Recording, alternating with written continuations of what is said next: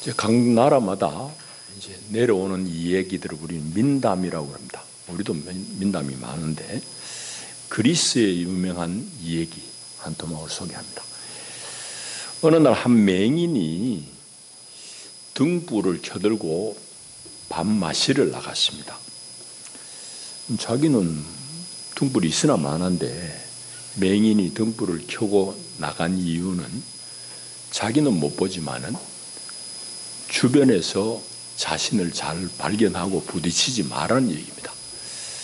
그래서 등불을 켜들고 마시러 나가는데 갑자기 앞에 한 사람이 콱 와서 부딪히는 겁니다.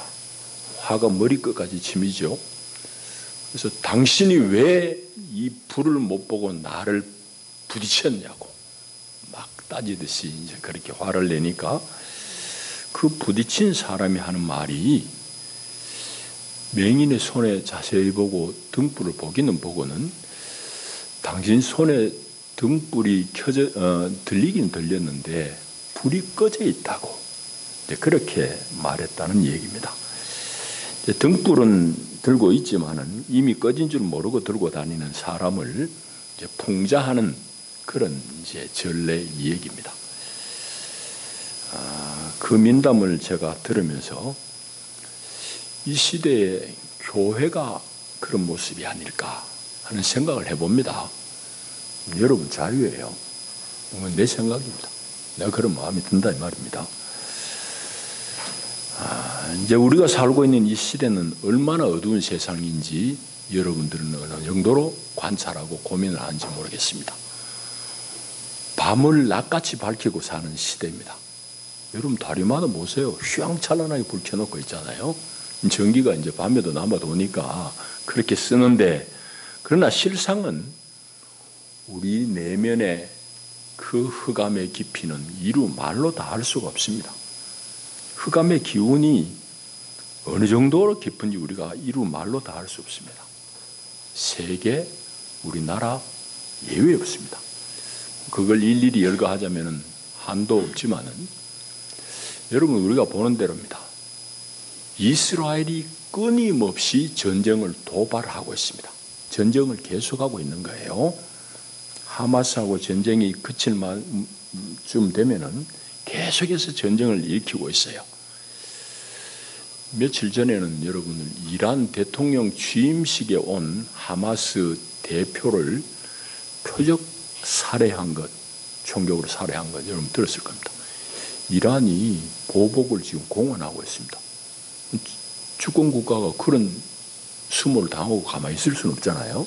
자기 나라의 대통령 취임식에 온 외교 사절을 죽였으니 감당이 안 되는 거예요. 하여튼 어쩐 일이 벌어질 겁니다. 이렇게 끊임없이 전쟁을 도발하고 온 세계에는 재난의 소식이 끊임이 없습니다. 여러분 관심인지 모르지만은 며칠 전에 일본 총리가 외국 순방 가려다가 취소한 사건이 일어났습니다. 그 이유는 이제 우리 발음으로 남해 해곡, 난카이 드랍부 이러지 일본말로 바다 깊숙한 곳에 이런 해곡이 꼴짜기가 있는데 여기 대지진이 일어날 조짐이 벌써 보이는 거예요. 그게 일어나면 대단한 큰 재난인데 뭐 다른 곳에도 지진이 많이 일어나지만 이런 큰 대지진을 앞두고 있다고 합니다. 그러니까 얼마나 사람들이 암울하고 힘들겠어요? 여러분, 우리나라는 어떠냐? 오늘 우리 형편은 뭐 관심 없는 사람이야 뭐 그때나 지금이나 똑같은 것 같지만은 우리는 흑암의 기운이 너무 깊게 들이오고 있습니다. 새로 임명된 독립기념관장에 소위 말하는 친일파 인사가 이제 임명됐습니다. 급기야 대통령의 멘토라고 하는 광복회장 이종찬 씨가 광복회장이잖아요. 이분이 자기가 세운 대통령이 하는 짓을 보고 얼마나 마음에 안 들었든지 용산에 일본 밀정이 있다고 고래고래 고함을 지르고 더 심한 얘기도 많은데 뭐 그 정도로 하겠습니다. 하여튼 그런 정도로. 그래서 이 광복회장이 역사에 없는데 8.15 광복절 기념식에 참석 안 하겠다고 공언하고 있습니다. 도대체 나라가 뒤죽박죽입니다. 그 혼돈의 끝이 어딘지 아무도 가늠할 수 없습니다. 오늘 우리 현실입니다. 이런 것들을 보면서 우리는 무엇을 보고 우리는 어떻게 기도할 것인가 하는 질문이 안 나올 수가 없습니다. 이제 오늘 마태복음 4장을 읽었습니다. 마태복음을 이해하려고 그러면은 마태 당시의 상황을 우리가 먼저 이제 이해를 해야 됩니다. 마태 공동체는 지금으로 얘기하면 시리아입니다. 성경은 수리아 그래요. 시리아 지방의 유대인 예수 그리스도를 믿는 공동체가 마태 공동체입니다. 이 사람들이 예수의 일대기를 쓴 것이 마태복음이고 그 복음서가 쓰여진 것은 주후 한 80년, 90년입니다. 예수님 이제 부활승천하시고 한 60년, 50년쯤 지난 뒤에 이제 쓰여진 마태 공동체의 복음서가 마태복음입니다.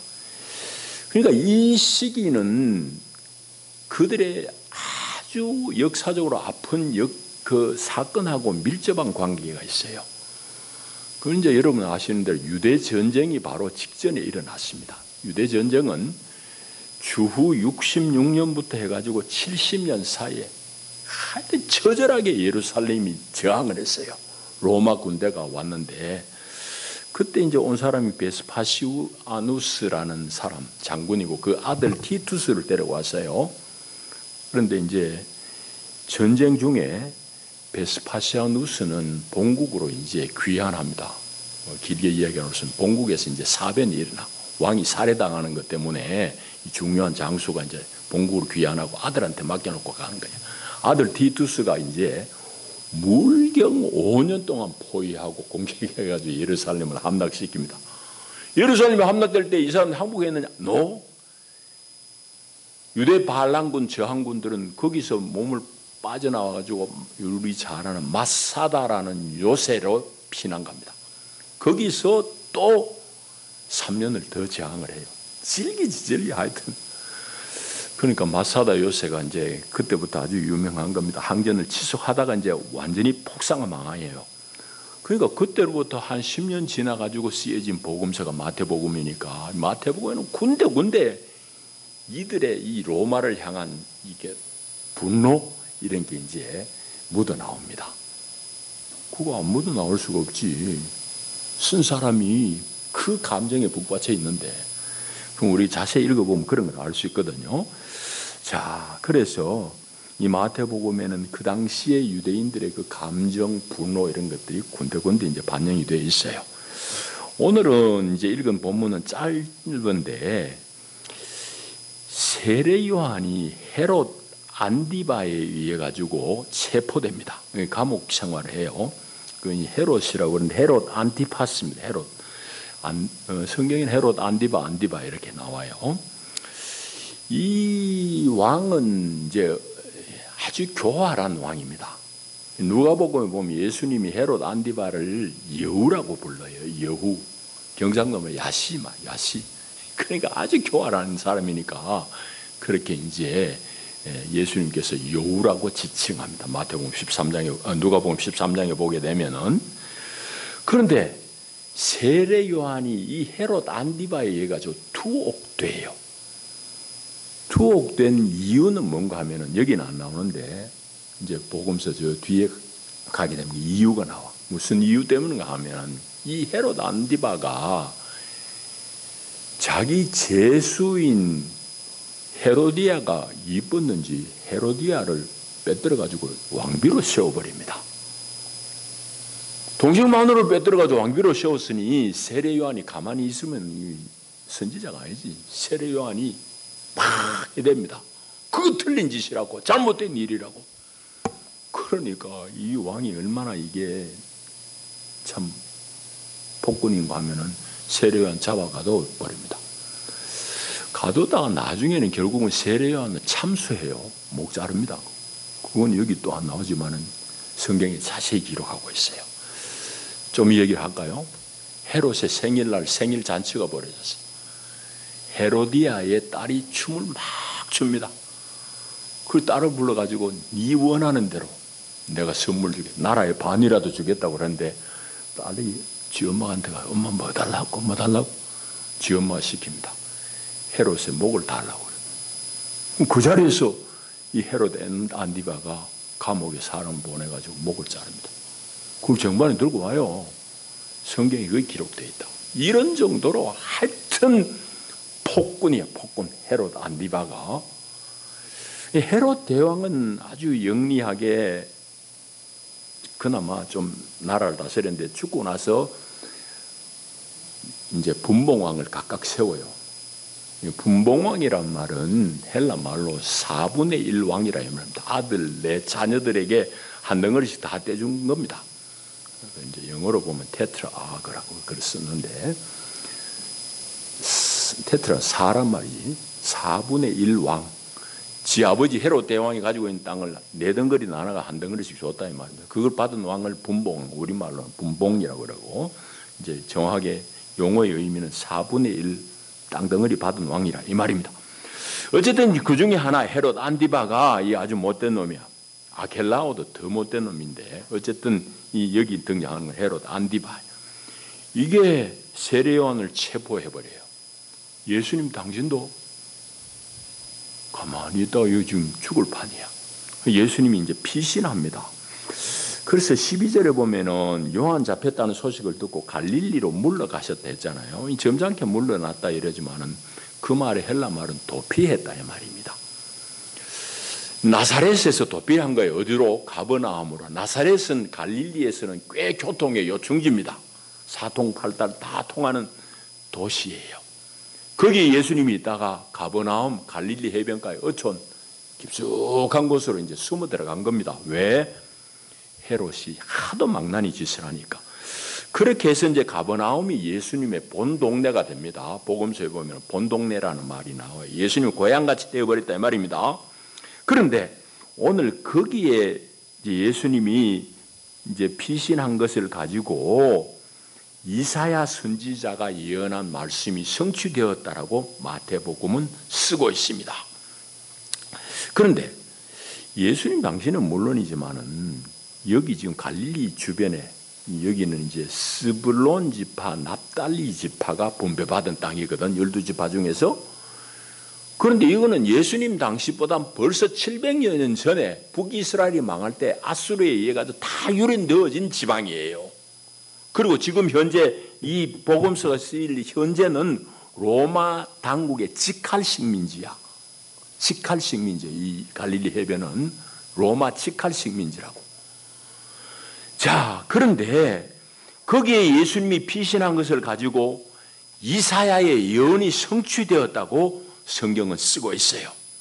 이건 좀 이따 이제 더 얘기를 하겠습니다. 놀랍죠? 그래서 이사야의 예언의 말씀이 이루어졌다라고 그럽니다.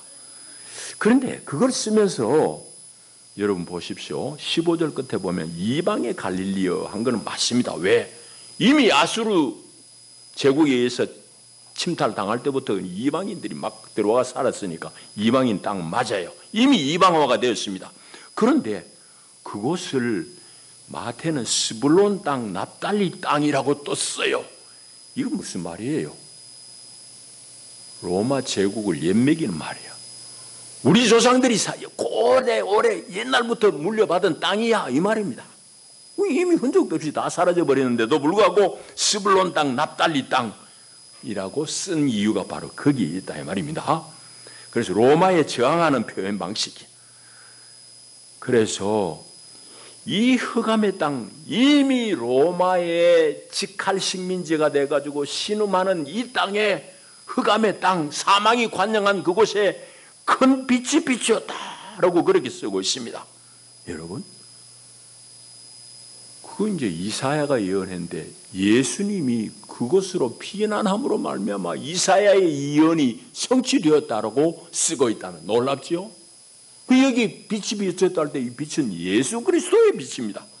예수 그리스도가 어쨌든 이런저런 사연 끝에 거기로 숨어 들어갔는데 이것이 이사야의 예언이 성취된 사건으로 성경 기록하고 있단 말입니다. 자, 그렇게 이제 16절까지 읽었고 17절에 보면은 예수님께서 드디어 이제 가버나움 갈릴리 주변에서 이제 사역하신데 첫 메시지가 회개하라, 천국이 가까웠다라는 말씀입니다. 회개하라. 왜? 천국, 하늘들의 나라가, 하나님 나라가 가까웠기 때문이다 이 말입니다. 그러니까 예수님은 하나님 나라가 이미 이곳에 가까이 왔다 이 말이에요. 그 말은 우리가 자꾸 천당으로 이해해가지고 뭐 공간적인 의미로 생각하지만 그게 아니에요. 예수님이 하시는 이 천국은 다른 복음들은 다 하늘, 그 하나님 나라라고 썼어요. 그 유대인들이 하나님 입에 담기가 불편하니까 하늘들의 나라, 그걸 우리 번역은 천국으로 번역됐을 뿐이에요. 그러니까 이 말은 하나님 나라입니다. 이 말은 어떤 천당 같은 그런 공간을 얘기하는 게 아니라 하나님의 뜻이, 하나님의 법이 막히지 않고 실현되는 곳을 말해요. 이제 하나님의 뜻이 막힘이 없이 실현되는 시대가 왔으니 여러분 그 시대에 합당하게 전향하시오 이 말입니다. 회개 전향하라 이 말입니다. 유턴하라는 얘기입니다. 그럼 어디서 어디로 전향하라 이 말이냐? 이때까지는 다 나 욕심, 내 중심으로 세상의 이치를 파악하고 세상의 이치를 쫓아가지고 내 손에 안 보려고 살았던 사람들이요, 이제는 하나님 앞에 합당한, 하나님 앞에 정직한 사람으로 사시오 이 말입니다. 이게 바로 예수의 빛을 받은 사람이 살아내는 실제 결과입니다. 그걸 예수님이 요구한 거예요. 전향하라 이 말이지. 자, 그렇게 읽으면 오늘 본문은 다 읽은 겁니다. 이제 우리 얘기 좀 하십시다. 당시의 갈릴리의 역사적인 현실은 사실은 암울함 그 자체입니다. 조금 전에 설명한 대로 헤롯 안티파스의 폭정, 또 살기 등등한 그런 모든 모습은 예수님조차도 피난 가게 만드는 그런 폭압이에요. 폭정이에요. 여러분, 로마 당국을 뒤에 업은 헤롯 안티바는 기세등등하게 폭정을 행합니다. 로마에게만 잘 보이면 되는 거야. 민중에 대한 건 아무런 관심도 없어. 그게 자기 정권을 유지하는 유일한 길이니까.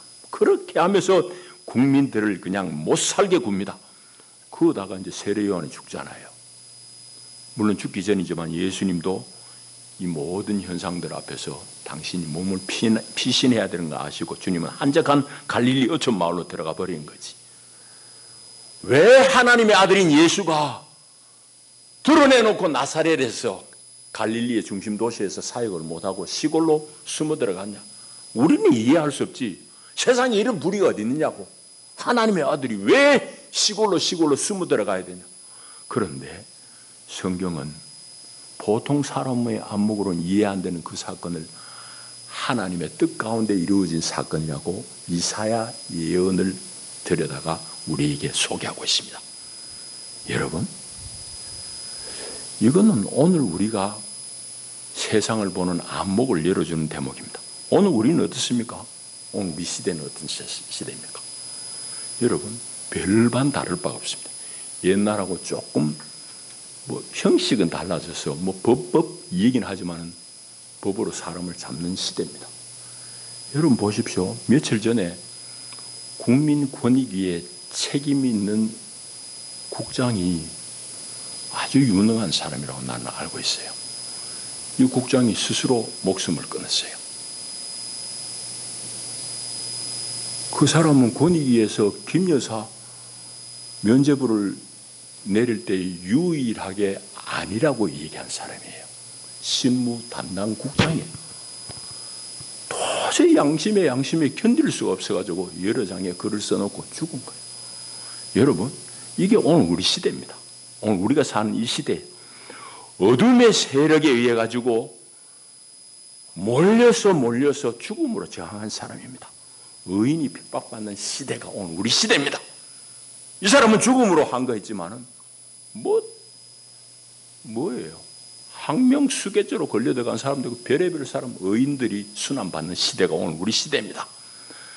그런데 이 시대 속에서 하나님의 거룩한 뜻이 어떻게 흐르는지 우리는 봐야 됩니다.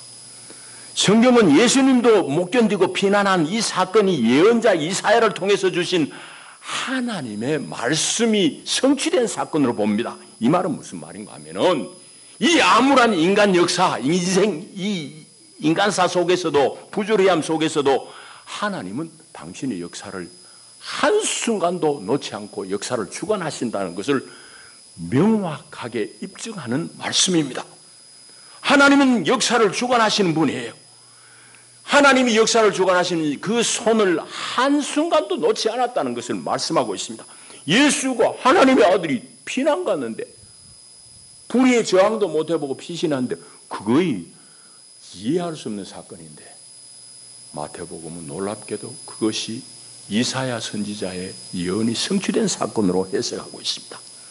여러분, 이거의 오늘 우리에게 전하는 메시지가 뭡니까?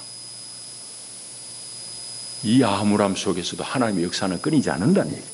인간의 탐욕과 억압으로 인해서 모든 불의와 죄악들이 횡행하는 것을 우리가 보고 때로는 낙심하지만은 그럼에도 불구하고 하나님은 이 모든 것을 쓰셔서 당신의 역사를 일을 이루어 가신다는 말씀이고, 그리고 이 하나님의 역사를 믿는 사람들은 슬픈 현실 속에서도 나름대로 빛의 사람으로서 살아내게 되는 겁니다. 그게 오늘 본문이 성경이 우리에게 말씀하는 거예요. 사망의 땅에 빛이 비추었다 할 때 이 빛은 뭐예요? 예수 그리스도예요. 사망이 관영한 어둠이 엄습하는 이 세상 속에 빛은 예수 그리스도란 말이지. 그래서 그분이 전한 복음의 제1성이 회개하라. 이때까지 네 욕심, 네 탐욕으로 살던 사람들아, 하나님의 나라, 하나님의 다스림이 임박했으니 그 하나님의 다스림에 굴복하고 그 길대로 살아라, 이 말입니다. 그러니 빛을 받은 하나님의 사람들이 그 빛에 합당한 삶으로 전환하라는 강력한 요구입니다. 이제 말씀을 맺겠습니다. 오늘 광복 기념주일입니다. 우리 역사를 조망하건대 일제의 잔재를 해결하지 못한 아픔, 그 모순 상황은 너무너무 참 원통한 일입니다. 일본 놈들이 전쟁이 일어나놓고 분단은 우리가 당한 거야. 여러분, 2차 세계대전 그 동맹국들 중에서 어물게 피해 입은 우리나라밖에 없어요. 그러니까 이게 얼마나 원통하냐고. 이게 일제가 저질러 놓은 변인데 이거 아직까지 정리가 안 되는 거예요. 우리 민족의 이 분단 상황은 원죄와 같이 우리를 짓누르고 있습니다. 그래서 아직도 옆에서 부추긴다고 서로를 증오하고 미워하고 있습니다. 형제들끼리. 이거 얼마나 참 어려운 일입니까? 지난 정부에서 결정적인 기회를 놓친 건 너무너무 안타까워요. 참 사람도 가지가지 한 놈은 이거는 뭐 법을 무시하고 지 권력을 써먹는 놈이 있고, 한 놈은 법을 권한을 줘도 눈치만 보다가 못 써먹는 놈도 있고, 별의별 사람들이 다 있어요. 하여튼 우리의 한계예요. 너무너무 아쉽습니다. 그래서 지금 북한하고는 사정없이 더 어려워지고 더 나빠지고 있는 중입니다. 이런 어둠과 사망의 세력이 관영한 이 땅에 주저앉은 사람들에게 빛을 비추는 것이 주님의 뜻입니다. 오늘 성경은 그걸 우리에게 말씀해요. 우리 민족에게 비추는 빛은 뭐예요? 예수 그리스도, 이 복음의 능력이에요. 교회는 이제 이 예수 그리스도로부터 시작되어진 이 큰 빛을 받아서 깨우쳐진 사람들이에요. 그래서 그 빛 가운데 다가오는 하나님 나라를 환영하고 그 나라를 이미 누리며 사는 것이 그리스도인들이에요.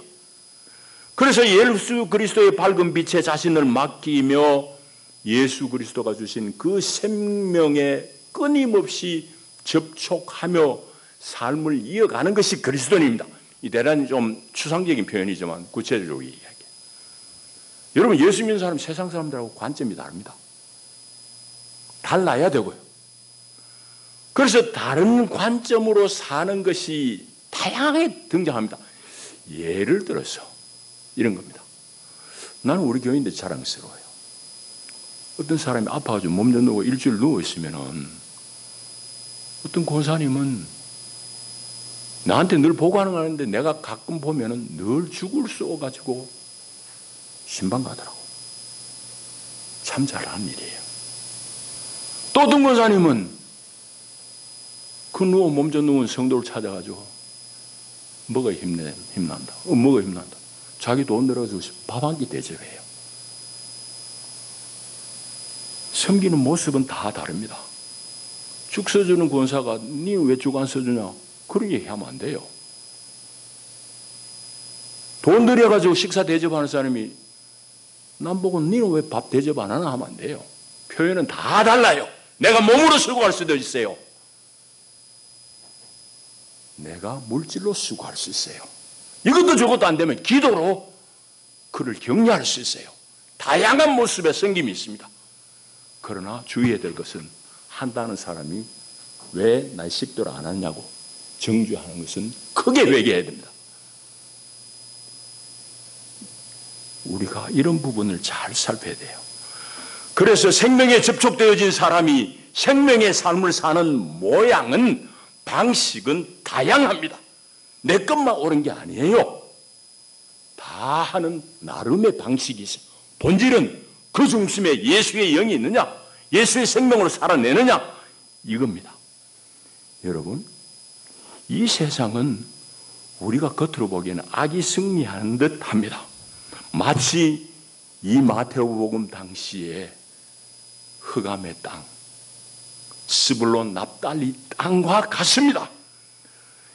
이렇게 세상은 늘 악이 승리하는 듯 하지만 주님의 역사는 중단됨이 없습니다. 나는 그걸 믿습니다.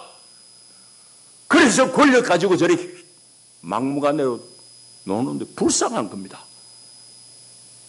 여러분, 우리 주님은 당신의 그 거룩한 빛으로 이 어둠을 격파하시는 분이고 당신의 이 생명으로 사망을 격파하시는 분이 바로 우리 주님 예수님입니다. 오늘 우리 그리스도인은 이 빛, 이 생명을 분여받은 사람입니다. 이것이 성도들의 삶의 동력인 겁니다. 무슨 윤리가 아니에요. 예수 그리스도의 생명이 우리 각자의 삶 속에 역사하는 겁니다. 다양하게 역사합니다. 그리하여 나와 다른 사람들을 여러분 충분히 인정하면서 격려하면서 하나님의 거룩한 이 나라를 우리 살아내는 겁니다. 예수님이 오신 첫 일성이 전향하시오. 이제 이 땅 가운데 하나님의 나라가 가까웠기 때문이에요. 이 말씀을 들을 수 있기를 축복합니다. 기도합니다. 주님 감사합니다. 사랑합니다. 오늘도 우리 도우셨습니다. 사망의 땅에 큰 빛으로 오신 예수님, 그 빛비춤을 받고 우리가 주님의 사람으로 살아냅니다.